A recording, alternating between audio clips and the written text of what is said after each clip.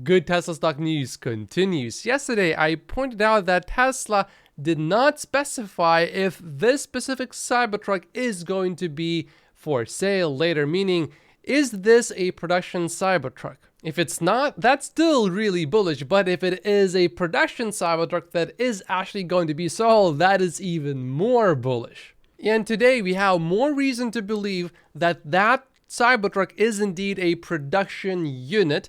There was this comment left on one of my videos yesterday that says, I can tell you from talking to one of the workers on the Cybertruck today in Austin, that is a production truck, or at least that's what he told me. I assume we'll have further clarification on the earnings call in a few days, but my guess at this moment is this is indeed a production Cybertruck. Tesla Cybertruck is getting an insane amount of attention, especially on Twitter. Within hours, it got 31 million views, and then about 5 hours later, it got 10 more million views. Every day, it's getting a little bit harder to make the argument that Cybertruck is somehow only going to be a niche vehicle. And since Sawyer's last update, this Tesla post got another 14 million views roughly, making the total 55 million. The Tesla team is doing great here. Here's one way of looking at the Cybertruck timeline. James is of the opinion that currently the bears will say that it won't scale. But after looking at some of the Tesla stock bears, it seems like the main concern is the pricing is going to be way too high. I don't think the pricing of the Cybertruck is going to stop people from ordering it, but we have this interesting rumor here based on confidential conversations with 3 people. It sounds like there's some sort of inside source from Tesla. I believe we will be seeing only the 350-mile Cybertruck.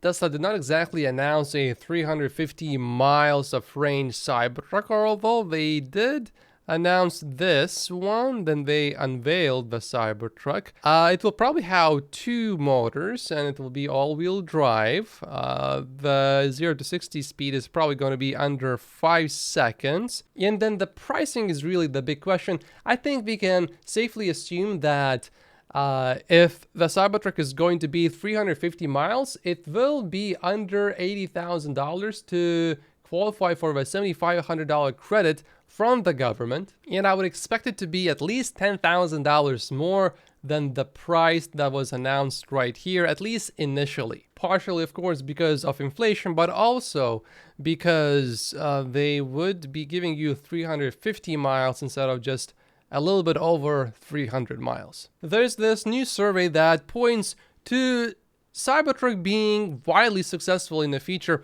Survey data from vehicle research firm Strategic Vision shows a third of today's pickup owners rarely or never used their truck for hauling, while 2/3 rarely or never use it for towing. However, this is where things get interesting. The 2 words set F-150 owners apart: powerful and rugged. F-150 is the best-selling truck in the US, and you can see this is the industry average for how powerful an average truck is, and F-150 is way above that. And then F-150 supposedly is a lot more rugged than any other truck. Now, I have a question.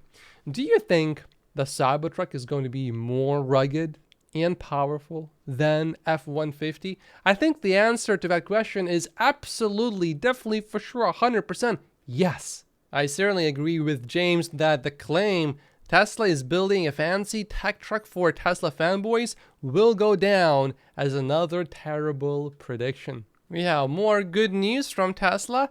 Tesla has officially launched Charge on Solar in the US and Canada. With Charge on Solar, your Tesla vehicle can charge using only excess solar energy produced by your Tesla solar system. You can set it up in your Tesla app. So you simply go into your app and you have this slider right here, and you just move it and it will charge, for example, up until here using any energy source. And after it reaches this point, it will only charge using excess solar energy. This is just one example of how Tesla's vertical integration is really helping Tesla move forward quickly and beat the competition. One reason why big vehicles are popular in the US is because the tax code actually encourages it.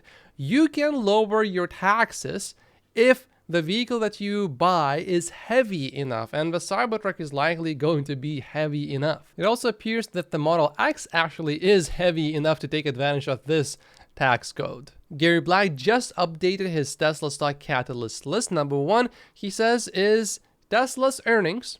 Number 2, margins bottoming, gross margins bottoming now.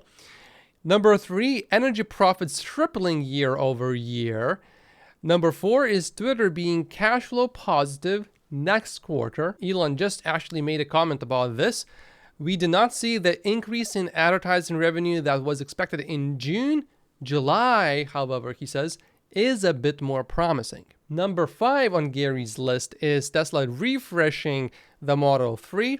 We heard about rumors that Tesla perhaps is aiming to have volume production next year, early next year, but we know that Tesla is already probably making a limited number of refresh Model 3s in Giga Shanghai. Number 6 is a bit interesting because Gary Black still thinks that the Cybertruck is going to launch in Q4 and not in Q3, despite Tesla announcing that they just made their first Cybertruck in Austin. I think it is a bit more likely that we will see the first deliveries at the end of Q3, meaning at the end of September, although Q4 is certainly also possible. Number 7, Tesla doing a $10 billion buyback in Q4. This is a tweet from a year ago, and eventually Gary will be right about Tesla doing a $10 billion buyback. I don't think that Tesla is going to be doing a buyback this year yet. They may announce it, but I don't think they will be doing it this year yet. Number 8 on Gary's list, I fully agree with this one, is instant $7,500 EV rebates in the US right now. You have to wait for a whole year basically until you see any benefit from the tax credit. Number 9, FSD, level 4 autonomy. Says Gary Black. Level 4 basically means you don't need to do anything and the car can drive itself. And number 10 is Tesla releasing the compact vehicle, the next generation vehicle, in 2025. I think perhaps one of the biggest catalysts is missing from that list, and that is Tesla starting to advertise. If Tesla actually focuses on advertising and produces a really good advertising campaign, I think that could be a huge catalyst for Tesla stock. Primarily because either pricing would have to be increased for all of the vehicles, or there would be a huge wait list again. This wouldn't necessarily do much for Tesla long term, but in the short to medium term, the stock would probably be up quite a bit. Tesla stock investors will want to pay attention to this one. Tomorrow at 6 p.m. Pacific time, JB Straubel, the co-founder of Tesla, will be interviewed by Climate One podcast. He's also now a board member of Tesla as well, so he is likely to make some comments about Tesla. With Twitter not being cash flow positive yet, any kind of news about Twitter is also Tesla stock news. And Twitter is going to be doubling the amount paid to creators basically, because soon Elon Musk says we will share ad revenue from profile page views, which should roughly double payouts. Until now, only the ad revenue that is generated from the reply section of tweets is paid to creators. There are two ways to look at this. One, this is going to cost Twitter money, and therefore this is bad news for Twitter and Tesla stock investors, because Elon perhaps is going to sell Tesla stock again to fund Twitter. But in the long term, to me, this is clearly good news, because I can be on Twitter for maybe 20 to 60 minutes per day before it gets really boring, especially after 1 hour. There's just nothing that I'm really interested in that I can find on Twitter. But on YouTube, I can spend my whole day on YouTube and still not get bored. I can spend my whole day every day on YouTube, really. But paying creators will change that. 3 different versions of the Tesla Semi were spotted at Giga Nevada.